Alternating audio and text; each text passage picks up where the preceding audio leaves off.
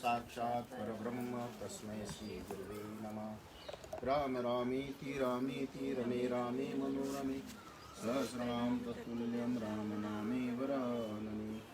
मनोजवं मारुततुल्यवेगं जितेन्द्रियं बुद्धिमतां वातात्मजं वानरयूथमुख्यं श्रीरामदूतं शरणं प्रपद्ये।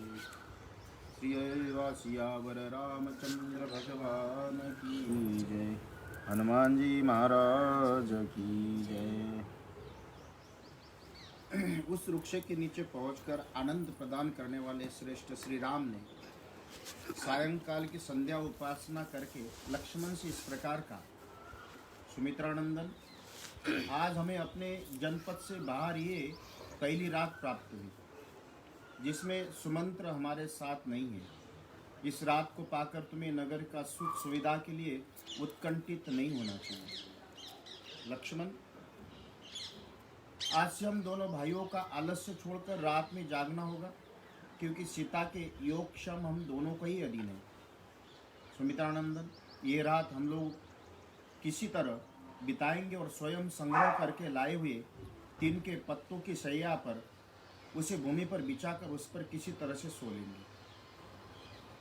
जो बहुमूल्य शैया पर सोने योग्य थे वो श्री राम भूमि पर ही बैठकर सुमित्र कुमार लक्ष्मण से शुभ बातें कहने लगे। लक्ष्मण, आज महाराज निश्चय ही बड़े दुख से सो रहे होंगे, परंतु कई कई सफल मनोरथ होने के कारण बहुत संतुष्ट होगी। कहीं ऐसा न हो कि रात्रि कई कई भरत को आया देख राज्य के लिए महाराज को प्राणों से भी वियुक्त कर दे। महाराज का कोई रक्षक न होने के कारण वो इस समय अनाथ है, बूढ़े हैं, उन्हें मेरे वियोग का सामना करना पड़ा।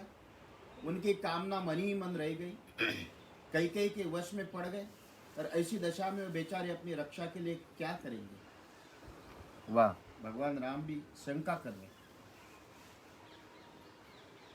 अपने ऊपर आए हुए संकट, राजा की मति भ्रांति को देखकर मुझे ऐसा मालूम होता है कि अर्थ धर्म की अपेक्षा काम का ही गौरव अधिक है। लक्ष्मण, पिताजी ने जिस तरह मुझे त्याग दिया, उसी प्रकार अत्यंत अज्ञ होने पर भी ऐसा कौन पुरुष होगा जो एक स्त्री के लिए अपने आज्ञाकारी पुत्र का परित्याग कर देगा।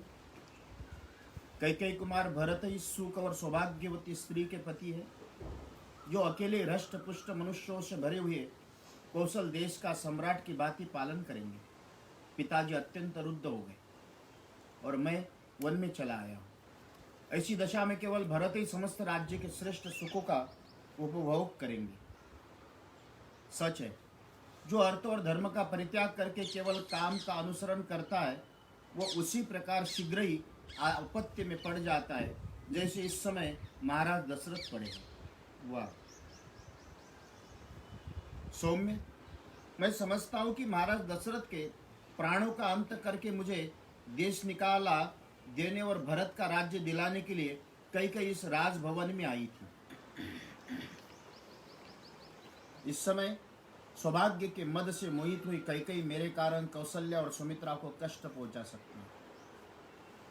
हम लोग, तुम्हारी माता सुमित्रा देवी बड़े दुख के साथ ही वही रहना पड़ेगा।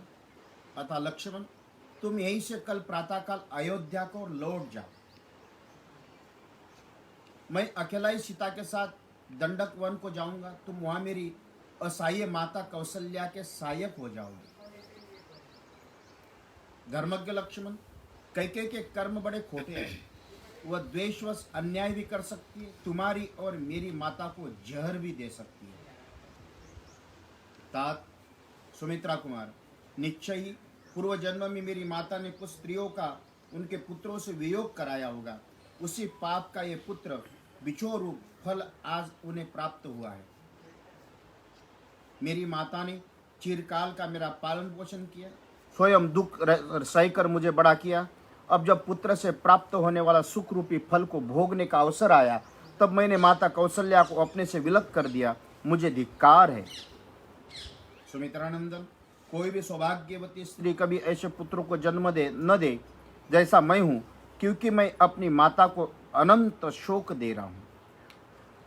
लक्ष्मण, मैं तो ऐसा मानता हूँ कि माता कौशल्या ने मुझे अधिक प्रेम उनकी पाली हुई वह सारिका ही करती है, क्योंकि उसने उसके मुख से माँ को सदा ये बात सुनाई देती है कि ये तोते तू शत्रु की पैरवी काट खा, अर्थात हमें पालने वाली माता कौशल्या के शत्रु के पाँव को नोच मार दे।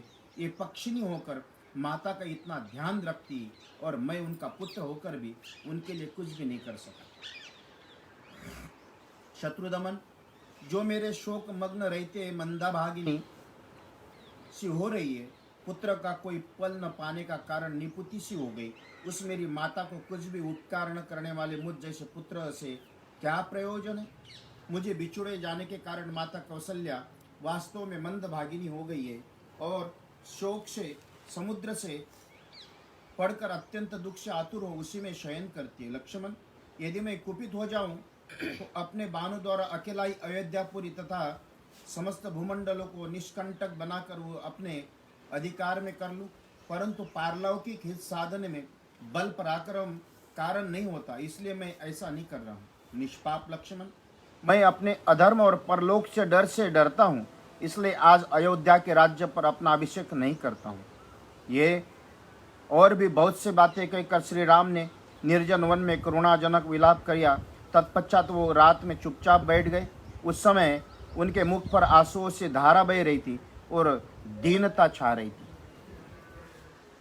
विलाप से निवृत्त होने पर श्री राम ज्वाला रहित अग्नि और वेग शून्य समुद्र के समान शांत प्रतीत होते थे। उस समय लक्ष्मण उन्हें आश्वासन देते हुए कहा, अस्त्रधारियों में श्रेष्ठ श्री राम, आपके निकल आने से निश्चय आज अयोध्यापुरी चंद्रहीन रात्रि के समान निस्तेज हो गई। पुरुषोत्तम राम, आप जो इस तरह संतप्त हो रहे हो, ये आपके लिए कदापि उचित नहीं। आप ऐसा करके सीता को और मुझको भी खेद में डाल रहे। रघुनंदन, आपके बिना सीता और मैं दोनों 2 घड़ी भी जीवित नहीं रह सकते, ठीक उसी तरह जैसे जल से निकले हुए मत्स्य नहीं जीते।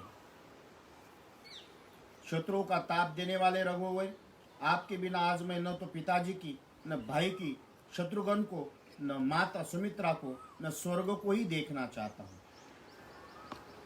तदनंतर आज बैठे हुए धर्मवत्सल सीता श्री राम की थोड़ी दूर पर वटवृक्ष के नीचे लक्ष्मण द्वारा सुंदर ढंग से निर्मित हुई शैया देखकर उसी का आश्रय लिया, अर्थात दोनों वहां जाकर सो गए।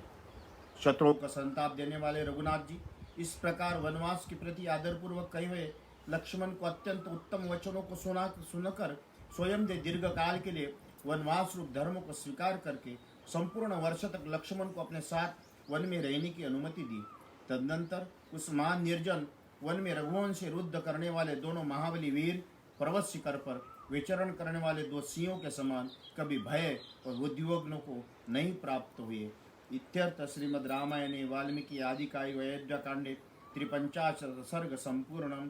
सियावर रामचंद्र भगवान की जय।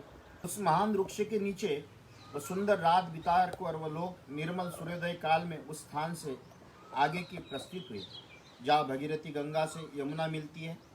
उस स्थान पर जाने के लिए वो महान वन में भीतर से होकर यात्रा करने लगे।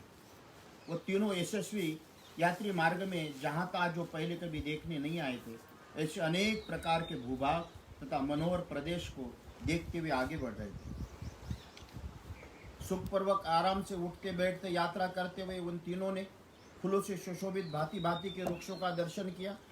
इस प्रकार जब प्राय समाप्त हो चला, श्री राम ने लक्ष्मण से कहा, सुमित्रानंदन, ये देखो, प्रयाग के पास भगवान अग्निदेव की ध्वजारूप उत्तम धूम उठा रहे। मालूम होता है मुनिवर भरद्वाज यही है।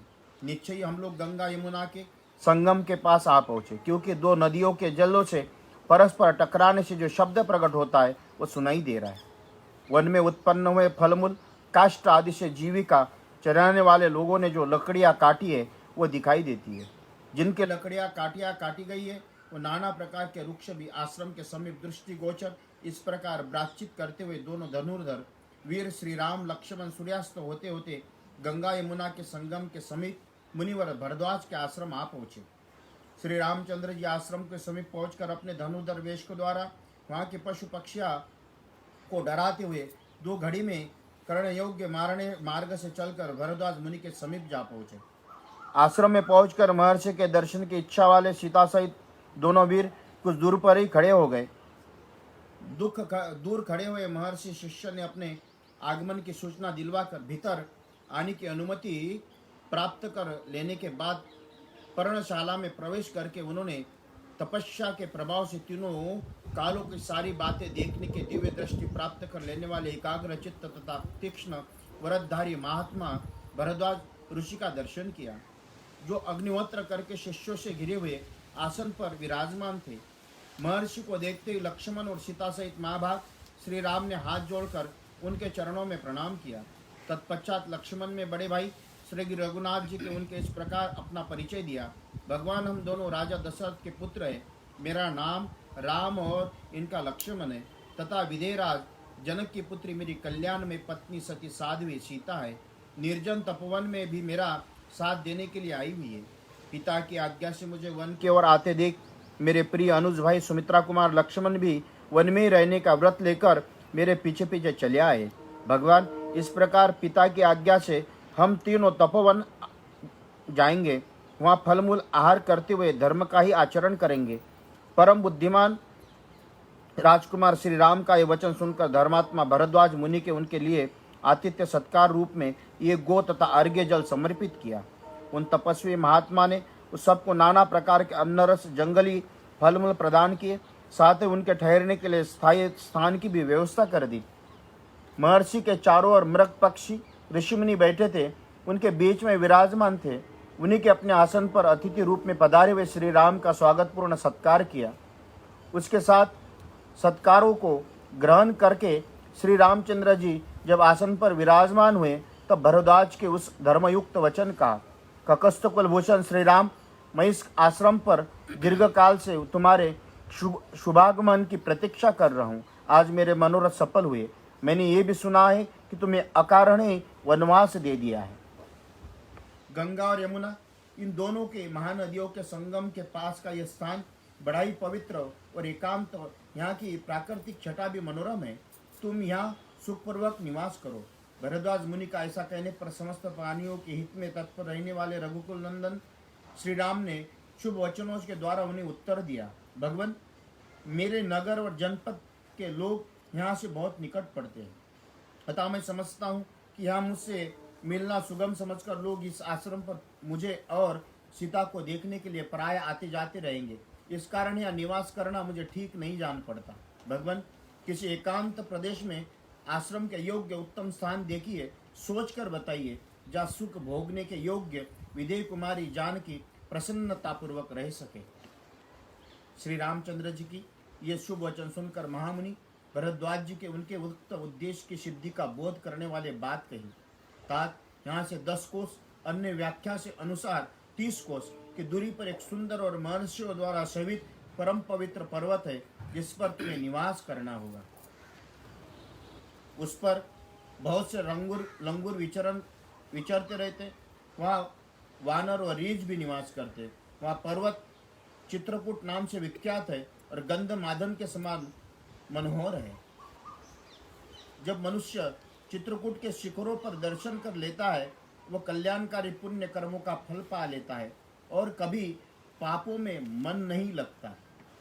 वहाँ बहुत से ऋषि, जिनके सिर के बाल वृद्धावस्था के कारण खोपड़ी की भांति सफेद हो गए, तपस्या द्वारा सैकड़ों वर्ष तक क्रीड़ा करके स्वर्गलोक को चले गए।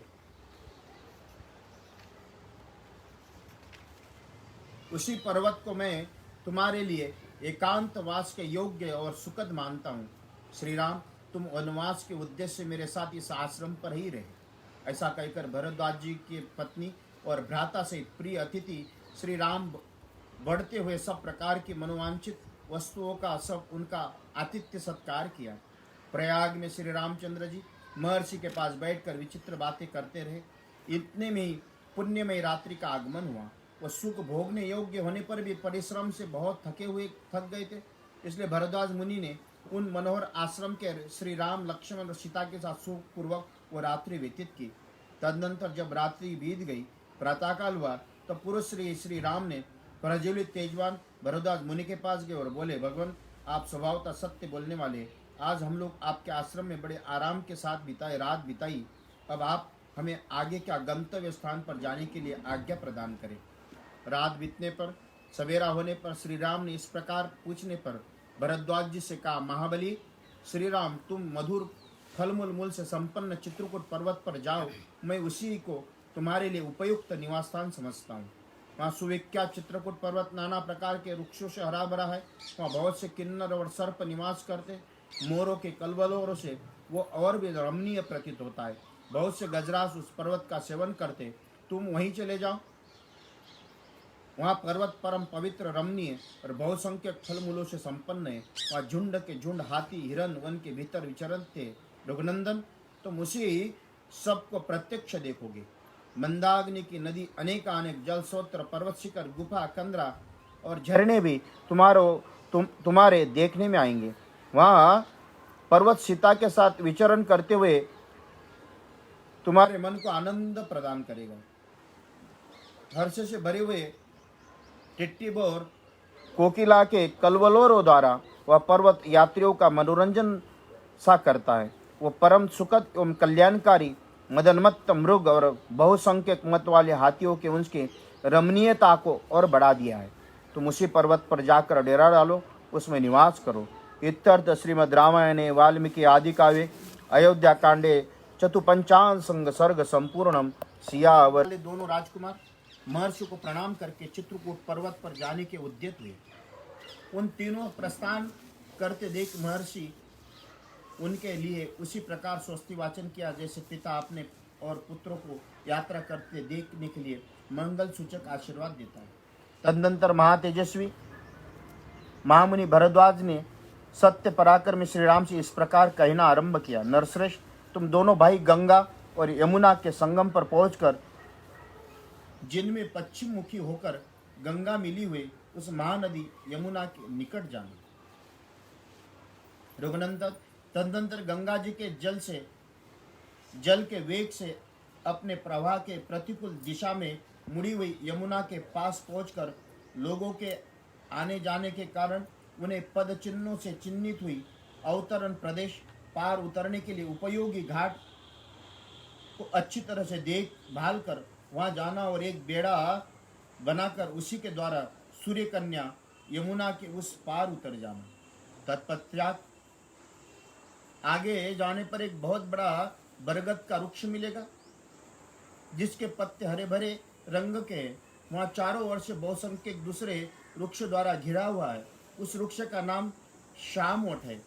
उसकी छाया के नीचे बहुत से सिद्ध पुरुष निवास करते हैं। वहाँ पहुंचकर सीता दोनों हाथ जोड़कर उस वृक्ष से आशीर्वाद की याचना करे।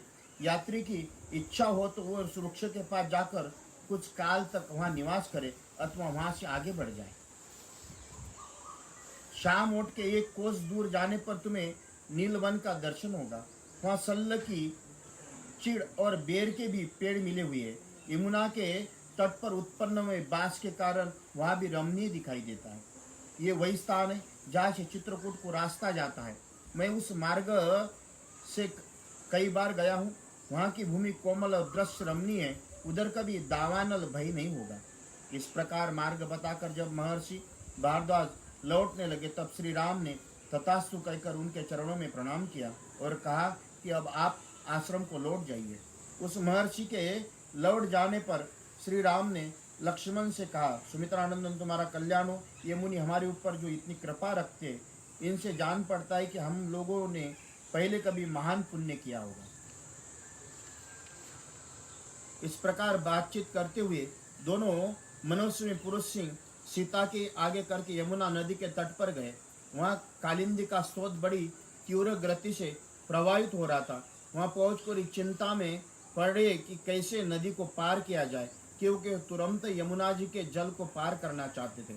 फिर उस दोनों भाइयों ने जंगल के सूखे काट बटोर कर उन्हीं द्वारा एक बहुत बड़ा बेड़ा तैयार किया और वो बेड़ा सूखे बांसों से व्याप्त था और उसमें ऊपर खस बिछाया गया। तदनंतर पराक्रमी लक्ष्मण ने बेत और यमुना की टहनियों को काट कर सीता को बैठने के लिए एक सुखद आसन तैयार किया।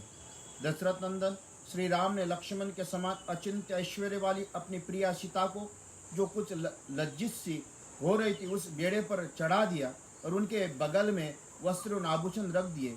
फिर आराम से बड़ी सावधानी के साथ खंती कुदारी और बकरे के चमड़े से मड़ी हुई पिटारी को बेड़े पर ही रख दिया।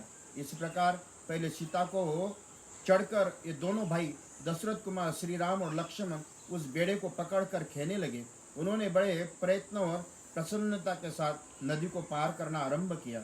यमुना के बीच धारा में आने पर सीता ने उन्हें प्रणाम किया और कहा, देवी, इस बेड़े द्वारा मैंने अपने आपको पार कर रही हूँ। आप ऐसी कृपा करें जिसमें हम लोग सकुशल पार हो जाए और मेरे पतिदेव अपनी वनवासी विषयक प्रतिज्ञा को निर्विघ्न पूर्ण करे। इक्ष्वाकु वंशी वीरों द्वारा पालित अयोध्यापुरी में श्री रघुनाथ जी को सकुशल लौट आने पर मैं आपके किनारे 1,000 गौओं का दान करूंगी और सैकड़ों देव दुर्लभ पदार्थ अर्पित करूंगी, आपकी पूजा संपन्न करूंगी। इस प्रकार सुंदरी सीता हाथ जोड़कर यमुना जी से प्रार्थना कर रही थी। इतने में वह दक्षिण तट पर जहाँ पहुंचे। इस तरह उन तीनों बड़ी बेड़े द्वारा बहुसंख्यक तटवर्ती वृक्ष से सुशोभित और तरंग मालाओं से अलंकृत शीघ्रगामिनी सूर्य कन्या यमुना नदी को पार किया। उस पार उतरकर उन्होंने बेड़े को तो वही तट पर छोड़ दिया और यमुना तटवर्ती वन से प्रस्थान करके वो हरे पत्तों से सुशोभित शीतल छाया से शाम वट के पास जा पहुंचे। वट के समीप पहुंचकर विदेह नंदिनी सीता ने उस मस्तक झुकाकर और इस प्रकार कहा, महारुक्ष, आपको नमस्कार है। आप ऐसी कृपा करें जिसमें मेरे पतिदेव अपने वनवास विषय व्रत को पूर्ण करें तथा हम लोग वन से सकुशल लौटकर माता कौशल्या तथा यशस्विनी सुमित्रा देवी का दर्शन कर सके। इस प्रकार कहकर मनस्वी सीता ने हाथ जोड़े हुए उस वृक्ष की परिक्रमा की। सदा अपनी आज्ञा के अधीन रहने वाली प्राण प्यारी सती साध्वी सीता को शाम उठ के आशीर्वाद की याचना करते हुए देख श्री राम और लक्ष्मण ने कहा, भरत के छोटे भाई नरश्रेष्ठ लक्ष्मण, तुम सीता को साथ लेकर आगे आगे चलो। मैं और धनुष धारण किए पीछे से तुम लोगों की रक्षा करता हुआ चलूंगा। विदेह कुल नंदनी जनक दुलारी सीता जो जो फल या फूल मांगे अथवा जिस वस्तु को पाकर इस मन प्रसन्न रहे वो सब के सब इन्हें देते रहो। अबला सीता एक वृक्ष, झाड़ी अथवा फल की पहले की न देखी हुई पुष्प शोभित लता को देखकर उनके विषय में श्री रामचंद्र जी पूछती हुई तथा लक्ष्मण सीता के कथनानुसार तुरंत ही भांति भांति के वृक्षों की मनोहर शाखाएं और फूलों के गुच्छ ला लाकर उनको देते रहे। उस समय जनक राज किशोरी सीता विचित्र वालुका और जल राशि से सुशोभित उस हंस और सारसों के कलनाद से मुखरित यमुना नदी को देखकर बहुत प्रसन्न होती थी।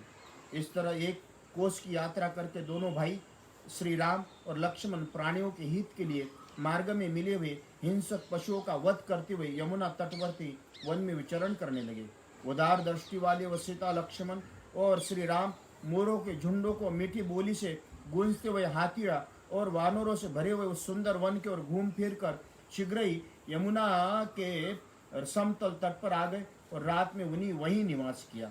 इत्यर्थ श्रीमद् रामायणे वाल्मीकि आदि काव्ये अयोध्या कांडे पंचांश सर्ग संपूर्ण। सियावर राम। रात्रि व्यतीत होने पर रघुकुल शिरोमणि श्री राम ने अपने जागने के बाद वहां सोए हुए लक्ष्मण को धीरे से जगाया और इस प्रकार कहा, शत्रु को संताप देने वाले सुमित्रा कुमार, मीठी बोली बोलने वाले शुकपिक आदि जंगली पक्षियों का कलवर सुनो। हम लोग यहाँ से प्रस्थान करें क्योंकि प्रस्थान के योग्य समय आ गया। सोए हुए लक्ष्मण ने अपने बड़े भाई द्वारा ठीक समय पर जगा दिए जाने पर निद्रा, आलस्य तथा राह चलने की थकावट को दूर कर दिया। फिर सब लोग उठे और यमुना नदी के शीतल जल में स्नान आदि करके ऋषि मुनियों द्वारा सेवित चित्रकूट के उस महामार्ग पर चल दिए। उस समय लक्ष्मण के साथ वहां से प्रस्थित हुए श्री राम ने कमल नयनी सीता को इस प्रकार का, विदेह राजनंदिनी, इस वसंत ऋतुओं में सब ओर से खिले हुए इस पलाश वृक्षों को तो देख, ये अपने ही पुष्पों से पुष्पमालाधारी से प्रतीत होता और उन फूलों की अरुण प्रभा से कारण प्रज्वलित होते से दिखाई देते। देखो, ये भिलाई और बेल के पेड़ अपने फूलों को और फलों से बाहर से झुके हुए दूसरे मनुष्यों का यहाँ तक आना संभव न होने के उनके द्वारा उपयोग में नहीं लाए गए, अतः निश्चय इन फलों से हम जीवन निर्वाह कर सकेंगे। फिर लक्ष्मण से कहा, लक्ष्मण देखो, यहाँ के एक एक वृक्ष के मधुमक्खियों द्वारा लगाए हुए पुष्ट किए हुए मधु के छत्ते कैसे लटक रहे। इन सब में एक एक द्रोण लगभग 16 शेर मधु भरा हुआ है। उनका ये भाग बड़ा ही रमणीय है। यहाँ फूलों की वर्षा सी हो रही, सारी भूमि पुष्पों से आच्छादित दिखाई देता है। इस वन प्रांत में यहाँ चातक पी कहाँ है रट लगा रहा है। उधर वो मोर बोल रहा है, मानो पपीहे की बात का उत्तर दे रहा है। ये रहा चित्रकूट पर्वत, इसका शिखर बहुत ऊंचा है। झुंड के झुंड हाथी ओर से जा रहे और वहाँ बहुत से पक्षी चहक रहे। तात जहाँ की भूमि समतल जो बहुत से वृक्ष भरे हुए हैं। चित्रकूट के उस पवित्र कानन में हम लोग बड़े आनंद से विचरण करेंगे। सीता के साथ दोनों भाई श्री राम लक्ष्मण पैदल ही यात्रा करते हुए यथा समय रमणीय तथा मनोरथ पर्वत चित्रकूट पर जा पहुंचे। वहाँ पर्वत नाना प्रकार के पक्षियों से परिपूर्ण था। वहाँ फल मूलों की बहुत थी और स्वादिष्ट जल पर्याप्त मात्रा से उपलब्ध था। उस रमणीय शहर के समीप जाकर श्री राम ने कहा, सौम्य, ये पर्वत बड़ा मनोहर है। नाना प्रकार के वृक्ष और लता इसकी शोभा बढ़ा रही। यहाँ फल मूल भी ये रमणीय है। मुझे जान पड़ता है कि यहाँ बड़े सुख से जीवन निर्वाह हो सकता है। इस पर्वत पर बहुत से महात्मा मुनि निवास करते। तात यही हमारा वास स्थान है, होने योग्य है, हम यही निवास करेंगे। ऐसा निश्चय करके सीता श्री राम और लक्ष्मण के हाथ जोड़कर महर्षि वाल्मीकि के आश्रम में प्रवेश किया और सबने उनके चरणों में मस्तक झुकाया। धर्मों को जानने वाले महर्षि उनके आगमन की बहुत सी प्रसन्न हुई और आप लोगों का स्वागत है, आइए बैठिए, ऐसा कहते हुए उन्होंने उनका अनादर सत्कार किया। तदनंतर महाभाव भगवान श्री राम ने महर्षि का अपना यथोचित परिचय दिया और लक्ष्मण से कहा, सौम्य, तुम जंगल से अच्छी अच्छी मजबूत लकड़ियां ले आओ। रहने के लिए एक कुटी तैयार करो। यहाँ निवास करने को मेरा जी चाहता है। श्री राम के बात सुनकर शत्रुघ्न लक्ष्मण अनेक प्रकार के वृक्षों की डालियां काट रहे और उनके द्वारा एक पर्णशाला तैयार की। वो कुटी बाहर भीतर से लकड़ी की ही दीवार से सुस्थिर बनाई गई थी। उसे ऊपर से छा दिया गया था, जिससे वर्षा आदि का निवारण हो।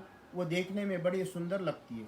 उसे तैयार हुई देखकर एकाग्र चित्त होकर अपनी बात सुनने वाले लक्ष्मण से श्री राम से इस प्रकार का, सुमित्रा कुमार, हम गजक नंदन गुदा लेकर उसी से पर्णशाला की अधिष्ठाता देवता का पूजन करेंगे, क्योंकि दीर्घ जीवन की इच्छा करने वाले पुरुषों को वास्तु शांति अवश्य करना चाहिए।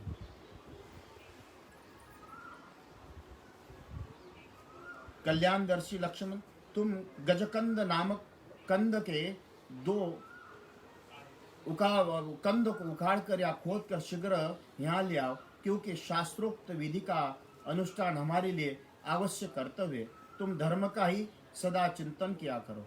भाई की इस बात को समझकर शत्रुवीरों का वध करने वाले लक्ष्मण उनके कथानुसार कार्य किया और श्री राम को पुनः उनसे कहा, लक्ष्मण, इस गजकंद को पकाओ, हम पर्णशाला को अधिष्ठाता देवताओं का पूजन करेंगे, जल्द ही करो।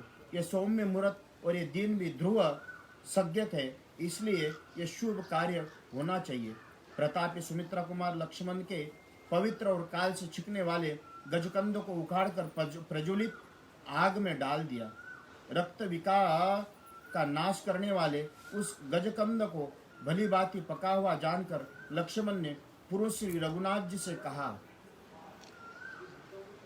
देवोपम तेजस्वी रघुनाथ, ये काले छिलके वाला गजकंद जो बिछड़े हुए सभी अंगों को ठीक करने वाला है, मेरे द्वारा संपूर्ण पका दिया गया है। अब आप वास्तु देवताओं का यजन कीजिए, क्योंकि आप इसे कार्य में कुशल है।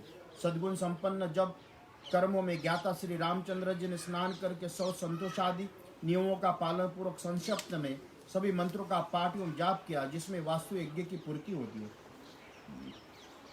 समस्त देवताओं का पूजन करके पवित्र भाव से श्री राम ने पर्णकुटी को प्रवेश किया। उस समय अमित तेजस्वी श्री राम ने वन में बड़ा आह्लाद हुआ। तत्पश्चात बलि वैश्वदेव कर्म रुद्रप्रयाग वैष्णव याग करके श्री राम ने वास्तु दोष की शांति के लिए मंगल पाठ किए। नदी में विधि पूर्वक स्नान करके न्यायता गायत्री आदि मंत्रों को जप करके अनंतर श्री राम ने पंचसुना आदि दोषों को शांति के लिए उत्तम बलिकर्म संपन्न किया। रघुनाथ जी ने अपने छोटी सी कुटी को अनुरूप ही वेदस्थली 8 दिक्पालों के लिए बलि समर्पित स्थानों को, चैत्य गणेश आदि को स्थान को तथा आयतनों को, विष्णु आदि देवों को स्थानों में तथा निर्माण व स्थापना की। वो मनोहर कुटी उपयुक्त स्थान पर बनी थी। उसे वृक्षों के पत्तों से छाया गया है। उसके भीतर प्रचंड वायु से वचनों का पूरा प्रबंध था। सीता, लक्ष्मण और श्री राम सब ने एक साथ उनसे निवास के लिए प्रवेश किया। ठीक वैसे ही जैसे देवता लोग सुधर्मा सभा में प्रवेश करते। चित्रकूट पर्वत बड़ा ही रमणीय था। वह उत्तम तीर्थ तथा तीर्थस्थान सीढ़ी और घाटी है। सुशोभित माल्यवर्ती मंदाकिनी नदी बह रही थी, जिसकी बहुत से पशु पक्षी सेवन करते। उस पर्वत और नदी का सानिध्य पाकर श्री रामचंद्र जी को बड़ा हर्ष और आनंद हुआ। वो नगर से दूर वन में आने के कारण होने वाले कष्टों को भूल गए। इत्यर्थ श्रीमद् रामायणे वाल्मीकि वादि काव्ये अयोध्या कांडे 56 सर्ग संपूर्णम सियावर राम गए। तब दुख से व्याकुल व सुमंत्र के साथ बड़ी देर तक बातचीत करता रहा। इसके बाद सुमंत्र को साथ ले अपने घर को चला गया। श्री रामचंद्र जी का प्रयाग में भरद्वाज के आश्रम पर जाना, मुनि के द्वारा सत्कार पाना, चित्रकूट पर्वत पर पहुंचना, ऐसा वृत्तांत श्रृंगवेर के निवासी गुप्तचरों ने देखे और लौटकर गुह को इस बात को अवगत कराया।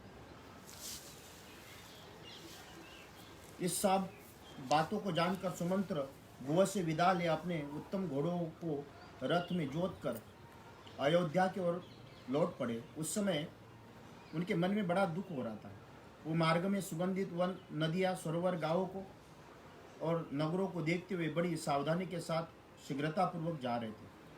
श्रृंगवेरपुर में लौटने से दूसरे दिन सायंकाल में अयोध्या पहुंचकर उन्होंने देखा सारी पुरी आनंद शून्य हो गई। वहाँ कहीं पे भी एक शब्द सुनाई नहीं दे रहा था। सारी पुरी ऐसी नीरव थी मानो मनुष्यों से सुनी हो गई। अयोध्या की ऐसी दशा देखकर सुमंत्र ने मन में बड़ा दुख हुआ, शोक से वेग से पीड़ित हुआ। इस प्रकार चिंता करने लगे, कहीं ऐसा नहीं हुआ श्री राम के विरह जनित संताप के दुख से व्यतीत हो हाथी, घोड़े, मनुष्य और महाराज सहित सारी अयोध्यापुरी शोक आग्नि से दग्ध हो गई। एक चिंता से पड़े हुए सारथी सुमंत्र ने शीघ्रगामी घोड़ों पर नगर द्वार पर पहुंचकर तुरंत ही पुरी के भीतर प्रवेश किया। सुमंत्र को देखकर सैकड़ों हजारों पूर्ववासी मनुष्य दौड़ आए। श्री राम कहाँ हैं, ये पूछते हुए उन्होंने रथ के साथ साथ दौड़ने लगे। उस समय सुमंत्र ने उन लोगों से कहा, सज्जनों, मैं गंगा जी के किनारे तक श्री रघुनाथ जी के साथ गया। वहाँ से उन धर्मनिष्ठ महात्मा ने मुझे लौटा जाने की आज्ञा दी, अतः मैं उनसे विदा लेकर यहाँ लौट आया हूँ। तीनों व्यक्ति गंगा से उस पार चले गए। ये जानकर सब लोगों ने मुख पर आंसुओं की धारा बहने लगी। हमें धिक्कार है, ऐसा कहकर वह लंबी सांसें खींचते हुए हाँ राम की पुकार मचाते हुए जोर जोर से करुण क्रंदन करने लगे। सुमंत्र कहे उसकी बातें सुनी। झुंड के झुंड खड़े होकर कह रहे थे, हाय निश्चय ही हम लोग मारे गए, क्योंकि अब हम यहाँ श्री रामचंद्र जी को नहीं देख पाएंगे। दान, यज्ञ, विवाह, बड़े बड़े सामाजिक उत्सवों का समय, अब हम ही धर्मात्मा श्री राम को अपने बीच में खड़ा हुआ नहीं देख सकेंगे। अमुक पुरुष के लिए कौन सी वस्तु उपयोगी है, क्या करने से उसका प्रिय होगा और कैसे किस वस्तुओं से उसे सुख मिलेगा, इत्यादि बातों का विचार करते हुए श्री रामचंद्र जी पिता की भांति इस नगर का पालन करते हैं। बाजार के बीच में निकलते समय सारथियों के कानों में स्त्रियों का रोने की आवाज़ सुनाई दी, जो महलों की खिड़कियों में बैठकर श्री राम के लिए संतप्ता हो रहा था। राजमार्ग के बीच में जाते हुए सुमंत्र ने कपड़े से अपने मुंह ढक लिए और रथ लेकर अपने भवन की ओर गए, जहाँ राजा दशरथ मौजूद थे। राजमहल के पास पहुंचकर शीघ्र ही रथ से उतरकर पड़े हुए भीतर प्रवेश करते हुए बहुत से मनुष्य भरी हुई 7 ड्योढ़ियों को पार कर गए। धनियों की अट्टालिकाओं को, सतमंजली मकानों तथा राजभवनों को बैठी हुई स्त्रियां सुमंत्र को लौटा हुआ देख श्री राम के दर्शन से वंचित होने का दुख दुर्बल हो गई। उनके कंजल आदि से रहित बड़े बड़े नेत्र आंसुओं से वेग में डूबे हुए थे। वह स्त्रियां अत्यंत आर्त होकर अव्यक्त भाव से एक दूसरों की ओर देख रही थी। तदनंतर राजमहल में जहां तहां से श्री राम के शोक से संतप्त हुए राजा दशरथ की रानियों के मंद स्वर में कहे गए वचन सुनाई पड़े। वो सारथी सुमंत्र श्री राम के साथ यहाँ से गए और उनके बिना ही लौट आए। ऐसी दशा में करुण क्रंदन करते हुए कौशल्या से क्या उत्तर देंगे? मैं समझता हूँ जैसे वचन दुख जनित निश्चय ही, उस प्रकार इसका नाश भी सुकर नहीं है। तभी तो न्यायता प्राय उस अभिषेक को त्याग कर पुत्र के वन को चले जाने पर भी कौशल्या अभी तक जीवित है। रानियों का यह सच्ची बात सुनकर शोक से दग्ध होती हुई सुमंत्रा से सहसा राजभवन में प्रवेश किया। 8वीं ठिड़ियों में प्रवेश करके उन्होंने देखा राजा एक श्वेत भवन में बैठे, पुत्र शोक से मलिन दीन एवं आतुर हो उठे। सुमंत्रा ने वहां बैठे हुए महाराज के पास जाकर उन्हें प्रणाम किया और श्री रामचंद्र जी की कई बातें जो की त्यों सुना दी। राजा ने चुपचाप ही वह सुन लिया। सुनकर उनका हृदय द्रवित हुआ। फिर वह श्री राम के शोक से अत्यंत पीड़ित मूर्छित होकर पृथ्वी पर गिर पड़े। महाराज ने मूर्छित हो जाने पर सारा अंतपुर दुख से व्यतीत उठा। राजा के पृथ्वी पर गिरते सब लोग दोनों बाएं उठाकर जोर जोर से चित्कार करने लगे। उस समय कौशल्या ने सुमित्रा की सहायता से अपने गिरे हुए पति को उठाया और इस प्रकार कहा, महाभाग, ये सुमंत्र जी दुष्कर कर्म करने वाले श्री राम को दूत होकर उनका संदेश लेकर वनवासी से लौट आए। आप इनकी बातें क्यों नहीं करते? रघुनंदन, पुत्रों को वनवास दे देना अन्याय है। ये अन्याय करके आप लज्जित क्यों हो रहे? उठिए, आपको अपने सत्य के पालन का पुण्य हो। आप इस प्रकार तर शोक न करेंगे। आपके सहायक का समुदाय भी आपके साथ ही नष्ट हो जाएगा। आप देव जिसके भय से सुमंत्र से भी श्री राम का समाचार नहीं पूछ रहे, वो कई यहाँ मौजूद नहीं है, अतः निर्भय होकर बात कीजिए। महाराज से ऐसा कहकर कौशल्या ने गला भराया। आंसुओं से कारण उनका बोला नहीं गया। शोक से व्याकुल होकर तुरंत ही पृथ्वी पर गिर पड़ी। इस प्रकार विलाप करते हुए कौशल्या को भूमि पर पड़ी देख अपने पति की मूर्छित दशा पर दृष्टिपात करके सभी रानियां उन्हें चारों ओर से घेर कर रोने लगी। अंतपुर में उठे हुए उस आर्तनाद को देखकर नगर के बड़े बड़े जवान पुरुष रो पड़े। सारी स्त्रियां भी रोने लगी। वह सारा नगर उस समय सब ओर से पुनः शोक से व्याकुल हो उठा।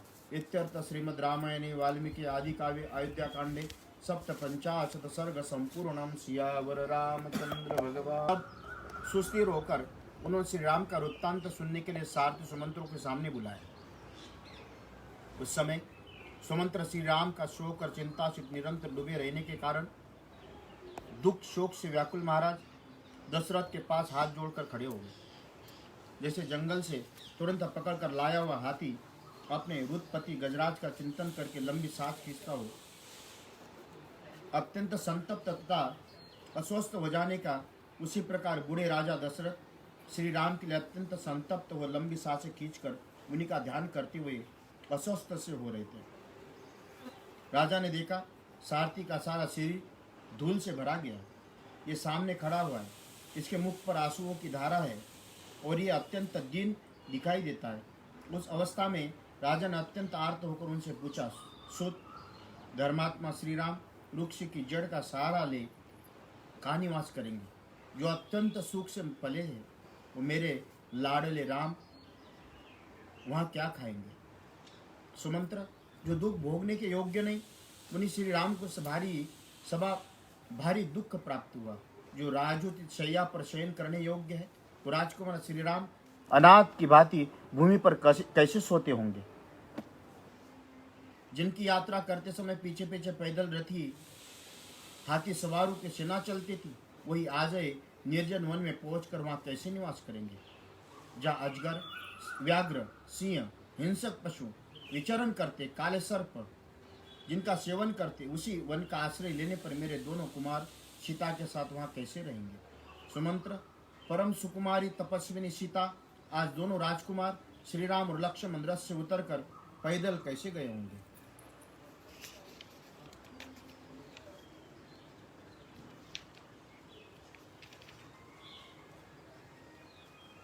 तुम कृतकृत्य हो, क्योंकि जैसे दोनों अश्विनी कुमार मंदराचल के वन में जाते, उसी प्रकार उनके भीतर प्रवेश करते हुए मेरे दोनों पुत्रों को तुमने अपनी आंखों को देखा। सुमंत्र, वन में पहुंचकर श्री राम ने तुमसे क्या कहा, लक्ष्मण ने भी क्या कहा और मिथिलेश कुमारी सीता ने क्या कहा, संदेश दिया। सो तुम श्री राम के बैठने के, सोने और खाने पीने से संबंध रखने वाले बातें बताओ। जैसे स्वर्ग में गिरी हुए राजा याति सत्पुरुषों के बीच में उपस्थित होने पर सत्संग के प्रभाव से पुनः सुखी हो गए थे, उसी प्रकार तुम जैसे साधु पुरुषों के मुख से पुत्र का वृत्तांत सुनने में सुखपूर्वक जीवन धारण कर सको। महाराज इस प्रकार पूछने पर सारथी सुमंत्र ने आंसुओं से रुंधी हुई गदगद वाणी द्वारा उनसे कहा, महाराज, श्री रामचंद्र जी ने धर्म का ही निरंतर पालन करते हुए दोनों हाथ जोड़कर और मस्तक झुकाकर कहा, तुम मेरी ओर से आत्मज्ञानी तथा वंदनीय मेरे महात्मा पिता को दोनों चरणों में प्रणाम करते हुए अंतपुर में सभी माताओं को मेरे आरोग्य का समाचार देते हुए उनसे विशेष रूप से मेरा यथोचित प्रणाम निवेदन करना। इसके बाद मेरी माता कौशल्या मेरे प्रणाम करके बताना कि मैं कुशल से हूँ, धर्म पालन में सावधान रहता हूँ। फिर उनको ये मेरा संदेश सुनाना कि माँ, तुम सदा धर्म से तत्पर रहकर यथा समय अग्निशाला के सेवन अग्निहोत्र कार्य में संलग्न रहना। देवी महाराज को देवताओं के समान मानकर उनके चरणों में सेवा करना। अभिमान और मान को त्याग कर सभी माताओं के प्रति समान बर्ताव रखना, उनके साथ हिलमिल कर रहना। अम्बे, जिससे राजा का अनुराग है, उस कैकेयी को भी श्रेष्ठ मानकर उसका सत्कार करना। कुमार भरत के प्रति राजोचित बर्ताव करना। राजा छोटी उम्र के हो तो भी आदरणीय ही होते हैं, इस राजधर्म को याद रखना। कुमार भरत से भी मेरा कुशल समाचार बताकर उनसे मेरी ओर से कहना, भैया, तुम सभी माताओं के प्रति न्यायोचित बर्ताव करते रहना।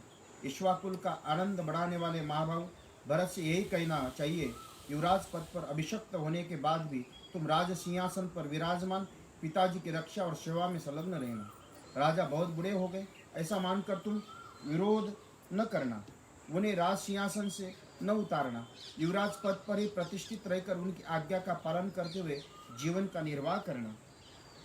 फिर उन्होंने नेत्रों से बहुत आंसू बहाते हुए मुझ में भरत से कहने के लिए यही संदेश दिया, भरत, मेरी पुत्र वत्सला माता को अपने ही माता के समान समझना। मुझसे बहुत से कहकर महाबाहु महायशव से कमल नयन श्री राम बड़े वेग से आंसुओं की वर्षा करने लगे, परंतु लक्ष्मण उस समय अत्यंत कुपित हो लंबी सांस से खींचते हुए बोले, सुमंत्र जी, किस अपराध के कारण महाराज को इस राजकुमार श्री राम को देश निकाल दिया? राजा ने कैकेयी का आदेश सुनकर झट से उसे पूर्ण करने की प्रतिज्ञा कर ली। ये कार्य उचित हो या अनुचित हो, परंतु हम लोगों को उनके कारण कष्ट भोगना पड़ता है। श्री राम को वनवास देना कैकेयी के लोभ के कारण हुआ हो अथवा राजा के दिए हुए वरदान के कारण मेरे दृष्टि में सर्वथा पाप ही किया गया है। श्री राम को वनवास देने का कार्य राजा स्वेच्छारिता के कारण किया गया अथवा ईश्वर की प्रेरणा से, परंतु मुझे श्री राम के परित्याग का कोई समुचित कारण नहीं दिखाई देता। बुद्धि की कमी अथवा तुच्छता के कारण उचित अनुचित विचार किए बिना ही जो ये परम राम वनवास रूपी शास्त्र विरुद्ध कार्य आरंभ किया गया है, ये अवश्य निंदा और दुख का जनक है। मुझे इस समय महाराज के पिता का भाव नहीं दिखाई देता। अब तो रघुकुल नंदन श्री राम ही मेरे भाई, स्वामी, बंधु और बांधव पिता है, जो संपूर्ण लोकों के हित में तत्पर होने के कारण सब लोग प्रिय है। उस श्री राम का परित्याग करके जो राजा या संपूर्ण क्रूरता पर पाप कृत्य किया है, इसके कारण वो सारा संसार उसमें कैसे अनुरक्त रह सकता है? अब उनमें राजोचित गुण कहाँ रह गए?